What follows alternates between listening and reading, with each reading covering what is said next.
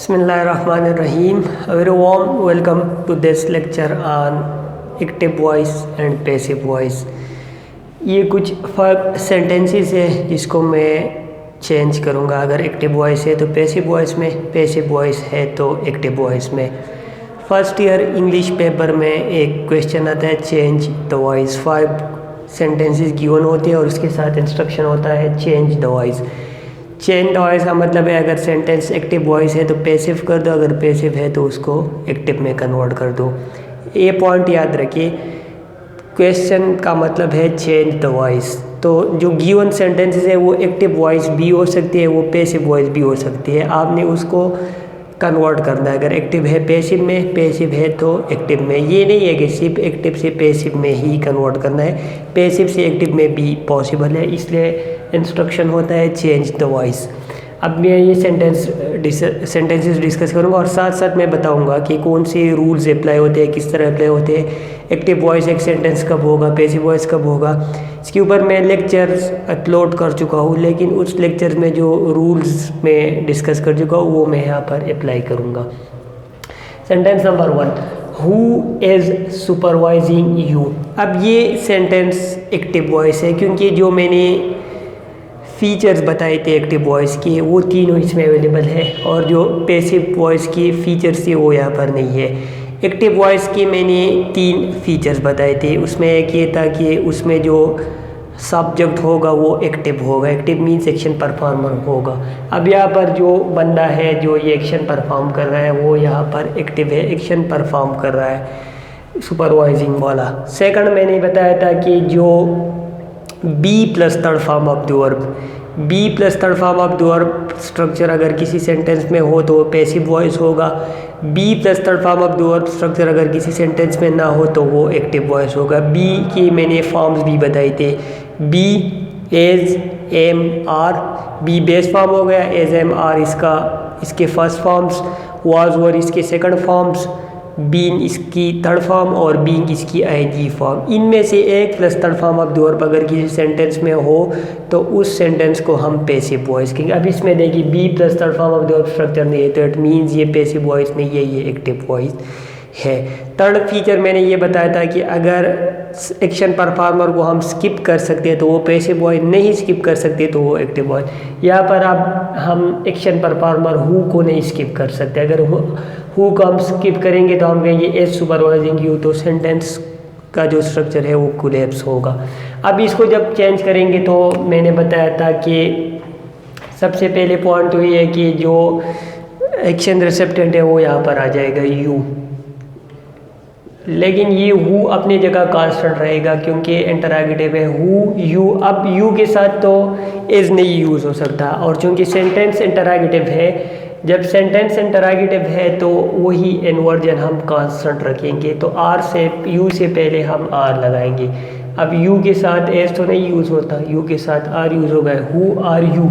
अब ये supervising ING form of the verb है, तो मैंने बताया था कि जब एक्टिव वॉइस में अगर verb ING form of the verb हो तो हम बी का be ING form of the verb use करेंगे, और बी का आईएनजी फॉर्म जिस तरह मैंने अभी बताया वो है being, who are you being. और हमेशा पैसिव वॉइस में हम थर्ड फॉर्म यूज़ करेंगे, मेन वर्ब का थर्ड फॉर्म, तो सुपरवाइज का थर्ड फॉर्म आ जाएगा supervised. Who are you being supervised by end में आ जाएगा।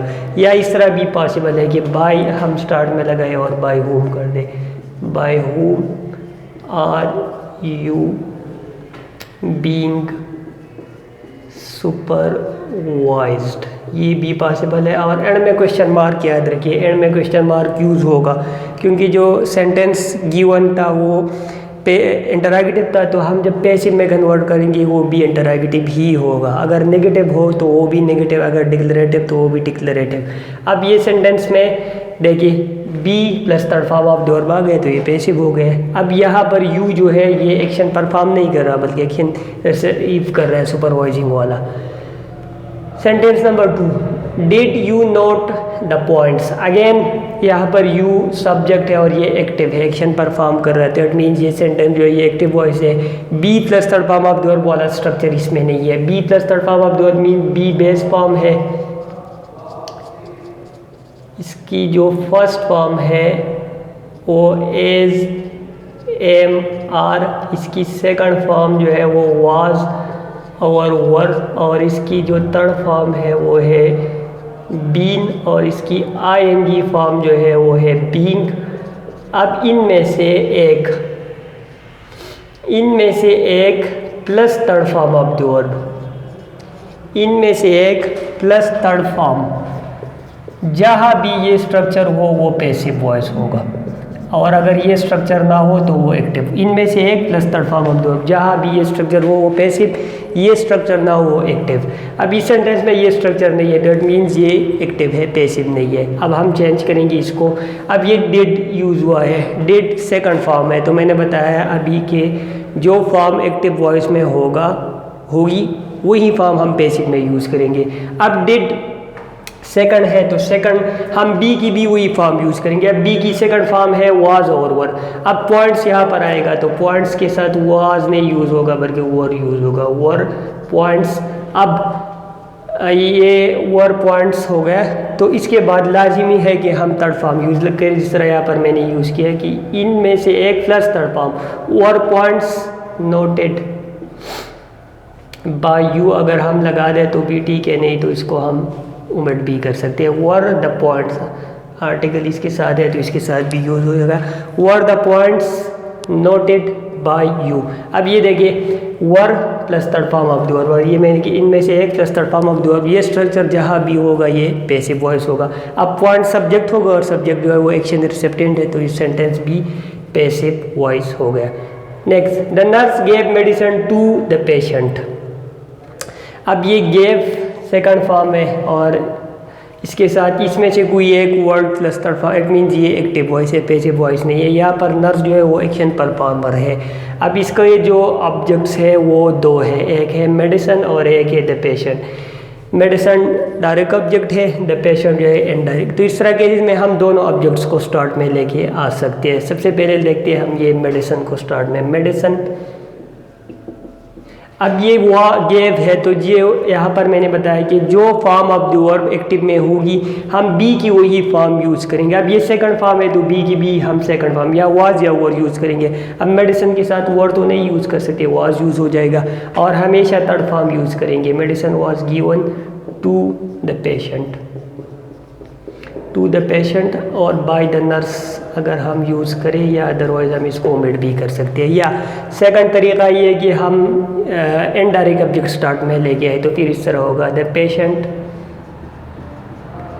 और अगेन गेव, तो गेव की वजह से हम second form was given medicine by the nurse.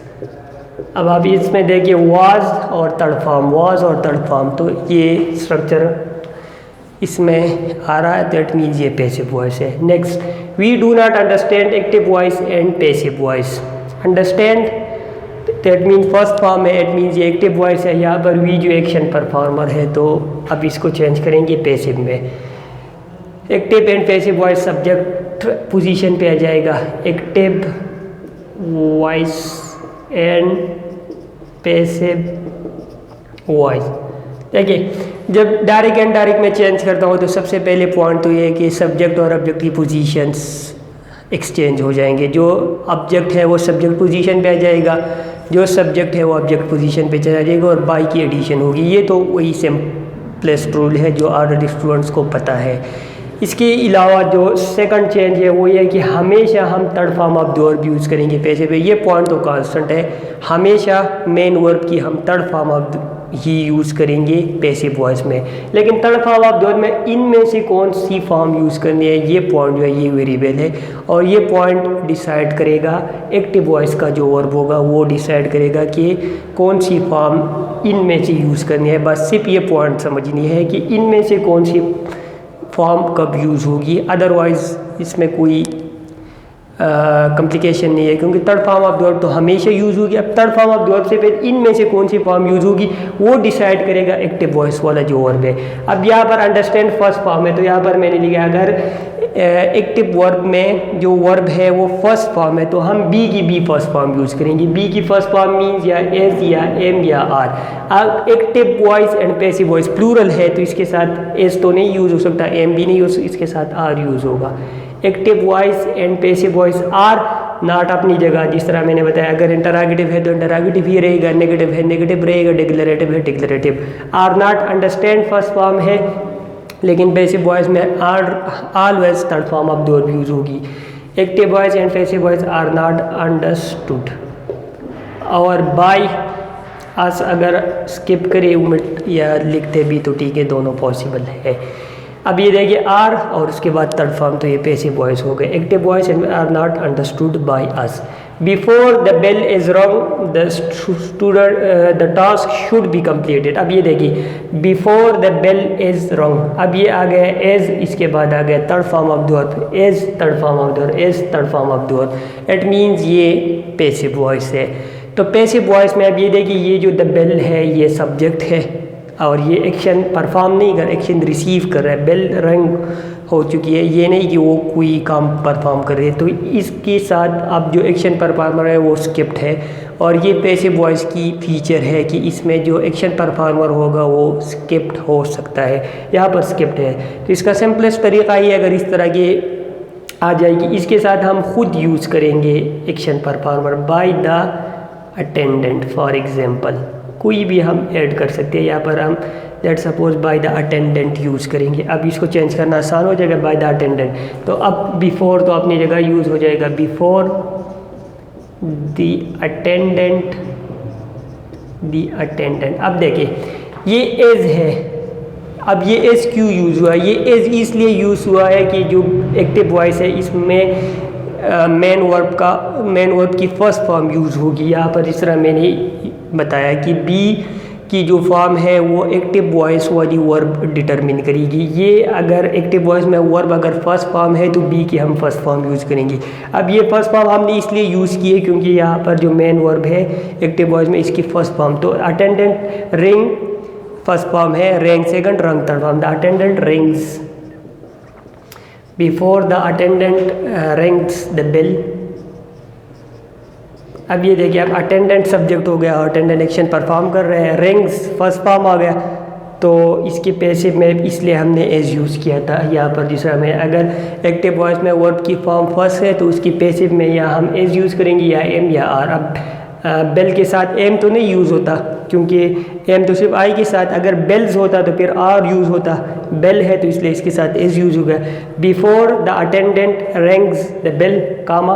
अब जो नेक्स्ट, ये तो एक पार्ट हो गया। Next part, the task should be completed. Again ये पैसिव वॉइस है क्योंकि बी प्लस थर्ड फॉर्म, यहाँ पर मैंने बता दिया कि be plus third form of the verb जहाँ बी हो वो स्ट्रक्चर पैसिव वॉइस होगा।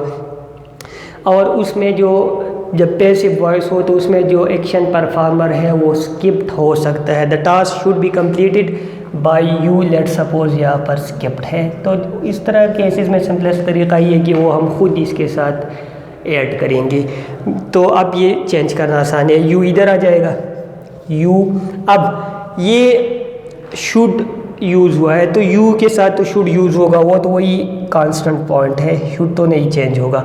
अब शुड के बाद जाहिर सी बात है सिर्फ कंप्लीट ही आ सकती है, सिर्फ base form of the verb आ सकती है। You should complete the task.